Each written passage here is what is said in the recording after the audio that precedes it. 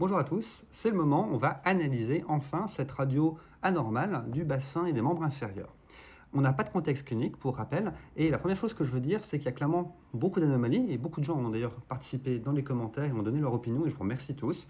Je vais répondre au docteur Rich 228, que j'ai pris parce que non pas il n'avait pas la bonne réponse, mais parce qu'il s'est attaché sur un point en particulier. Il a regardé les tibias, et il a dit « c'est une maladie de Blund, tibia vara ». L'idée n'est pas mauvaise, mais ça, c'est quelque chose qui pourrait uniquement expliquer des anomalies localisées à cet endroit-là, à l'extrémité proximale des tibias. Quand on prend un petit peu de recul et qu'on regarde l'ensemble de la radio, on va pouvoir énumérer de nombreuses anomalies. On va essayer de toutes les retrouver ensemble et dans une seconde vidéo, je posterai des hypothèses diagnostiques qui pourraient correspondre aux différentes anomalies. Donc, pas d'infos cliniques, ça veut dire on essaie d'obtenir le plus d'informations des images. Qu'est-ce qu'on peut voir d'emblée? Déjà, c'est le squelette d'un enfant. Il y a des lignes de Fize, il y a des noyaux épiphysaires, la minéralisation osseuse n'est clairement pas terminée. Il s'agit d'un squelette pédiatrique. Deuxièmement, pas d'organe génico-externe masculin, a priori c'est une jeune fille. Qu'est-ce qu'on voit comme anomalie évidente tout de suite? Il y a une transparence anormale de l'os, donc il y a d'une façon ou d'une autre un problème de minéralisation globale.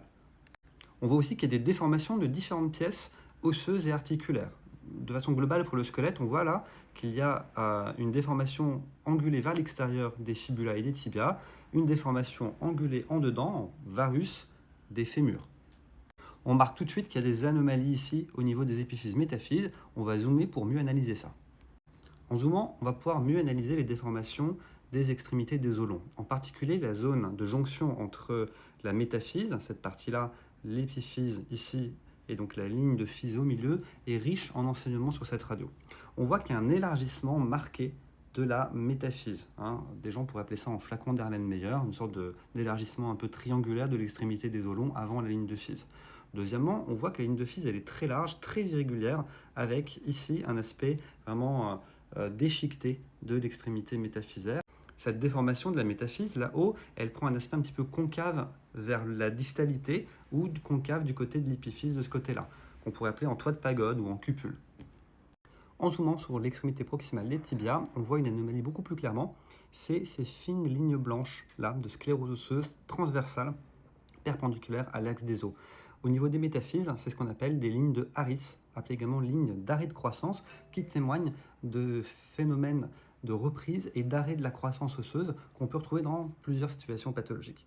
Enfin, mais c'est peut-être une surinterprétation vu la qualité des images, ici il y a une ligne blanche un petit peu plus dense et qui peut-être ne suit pas la totalité de la